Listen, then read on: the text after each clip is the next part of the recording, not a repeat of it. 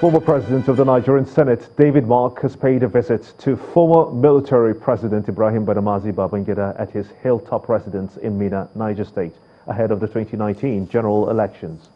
The former Senate President, who is also a presidential aspirant on the platform of the People's Democratic Party, the PDP, says his visit to Minna is strictly a private affair. He mentored us and looked after us, and is like a father and a godfather, so it's absolutely private. I'm coming to see the party, and when I do, I will talk to you as much as you want. Moving on to other stories now. As the set date for the Osun State governorship elections draws closer, the candidate of the Action Democratic Party, Moshood Adeoti, has implored the electorate to collect their permanent voter cards before D-Day.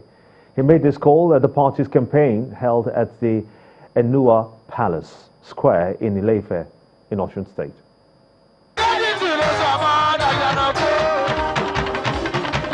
It's 7 days away, and political campaigns for the Osun State governorship elections is heightened by the hour. Members and supporters of the Action Democratic Party gather at the Enua Palace Square in Ile-Ife to continue the rally for their candidate Moshood Adeoti and his running mate Professor Adeolu Durotoye. Both men seem to have a new message for the electorate. They should go and collect their PVs and be ready, because without that, they cannot cast their vote for us, and it is the votes that counts. I implore them to go in their hundreds, in their thousands, because we still have over 500,000 PVC left uncollected at the INEC office, be it at the local government or at their state quarters. I will continue to pay full salaries, and we have programs for our youth. We are going to make sports a priority, and we are going to ensure that our teachers are well taken care of. We want our students to perform better than they've been doing in education. And agriculture is also very key. We want Osun to become the food basket. September the 22nd is the set date for the Osun State governorship election. And as the incumbent governor prepares to bow out of office, the party hopes to be the one to present the people with the new state's chief executive.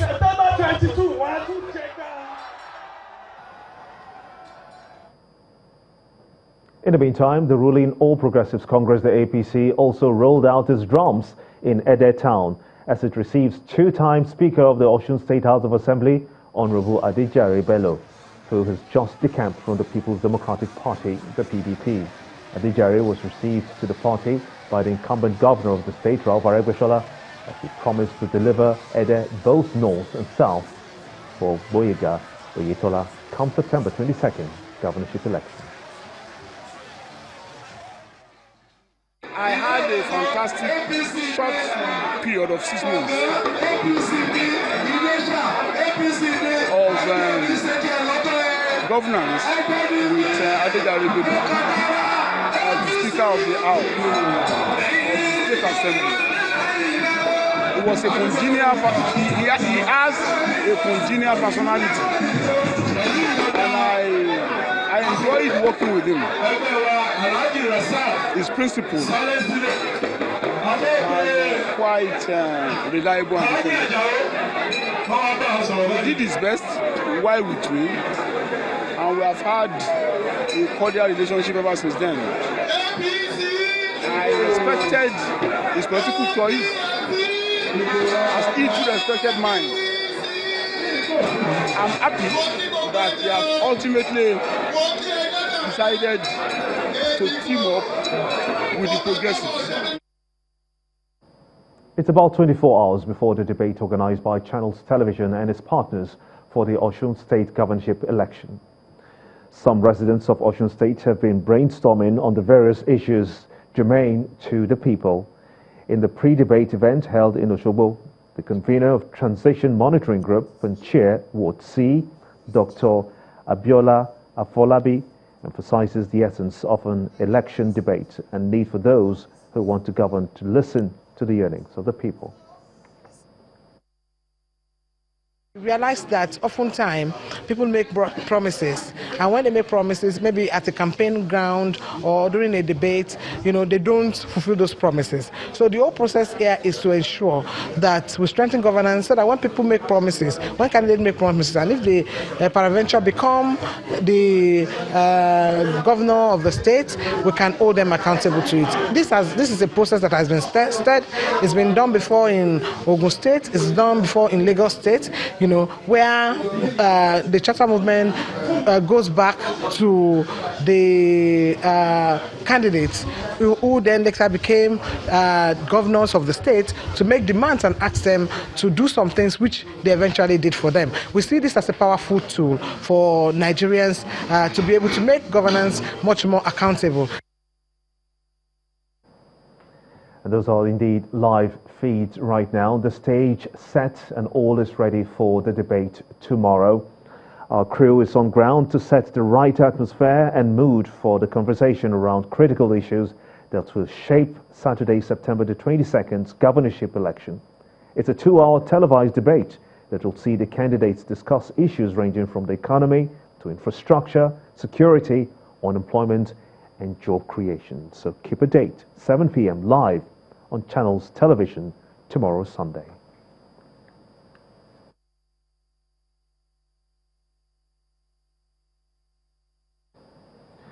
Now to other stories, but staying with politics, the All Progressives Congress in Oyo State says that it will choose the flag bearer of the party through indirect primary rather than consensus. The party says that this will allow people to make their choice without imposition of candidate. The state governor, Abiola Ajimobi, said that this at the government house after a consultative meeting with the governorship aspirants in the APC. We have been able to establish that APC is the only party in Oyo State. All others are subsidiary parties. So you can say we are the holding company of the state. And it's clear to us and to all and sundry that APC is the party to beat in Oyo State. I must report back to you guys that we are happy about the response we got from our people. They are very happy with us and they agreed that we should all come together and have indirect primaries.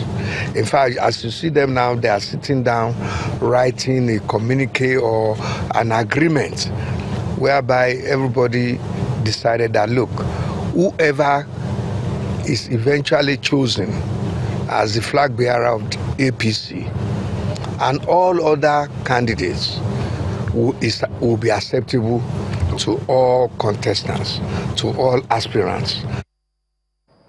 £33 million have so far been released in the second phase of the Deepening Democracy in Nigeria program by the Department of International Development in Nigeria.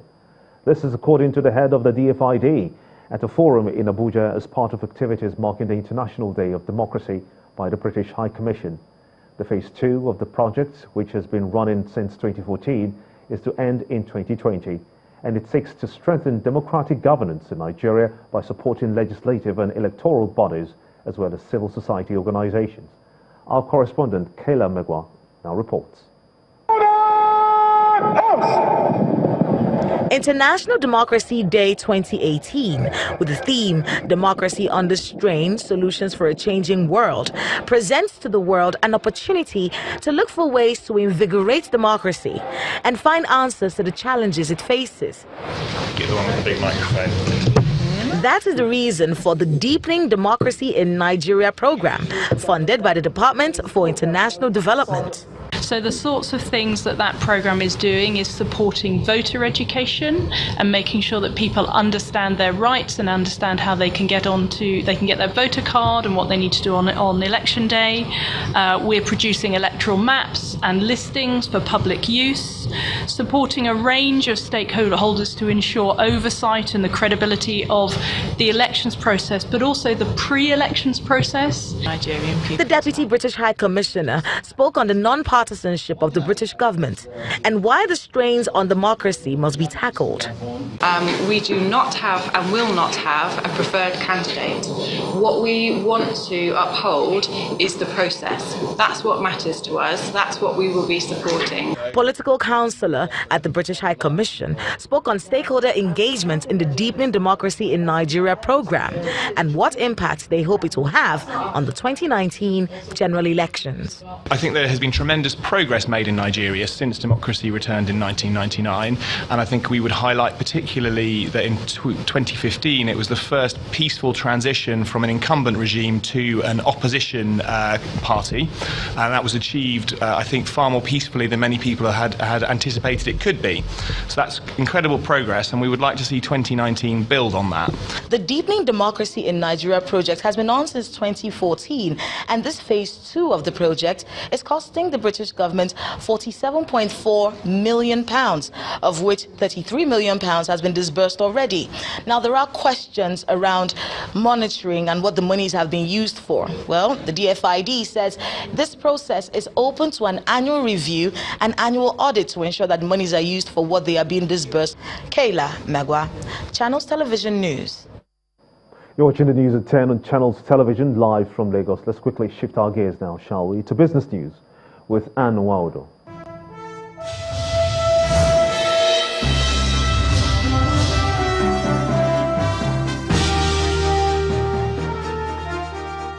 Thank you, Gimba. And we begin business news tonight with the insurance sector. The National Insurance Commission has maintained its stand on the recapitalization of insurance sector, stressing that it is all to enhance the development of that sector.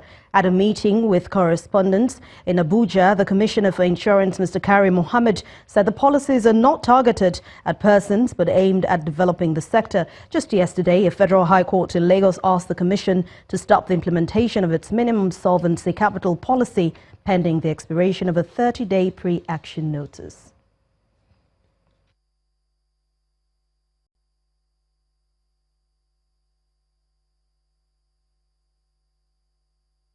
The responsibility of a regulator is not to kill operators or to punish them till they die or to beat them like delinquent children. It's to nurture an industry. And in nurturing an industry, you weigh and measure what you do to ensure the survival of the industry. If you have an industry that is good, regulation is much easier. If you have an industry that is not so good, regulation is more difficult.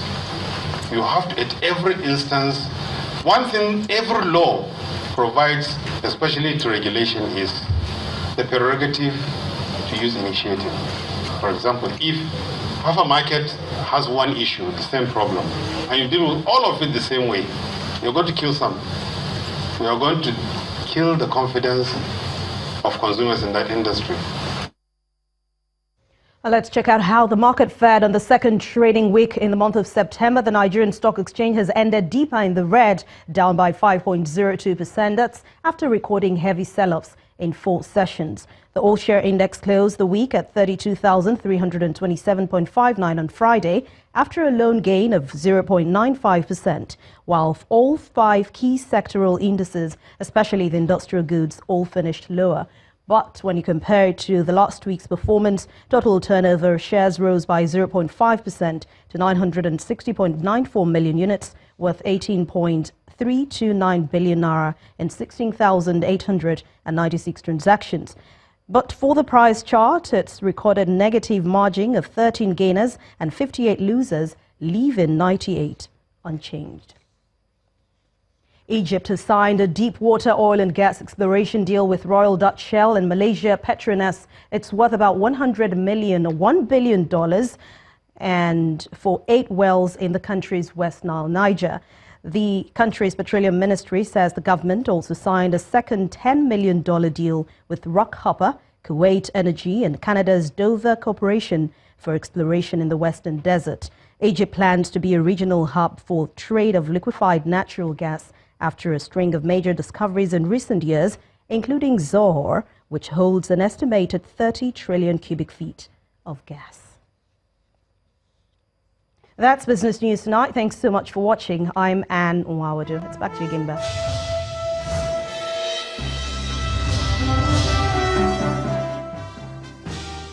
Still ahead on the news at 10, another fight for the century in the offing as former world welterweight champion Floyd Mayweather announces return to fight Filipino Manny Pacquiao this year. And that's on Sports News. Stay with us.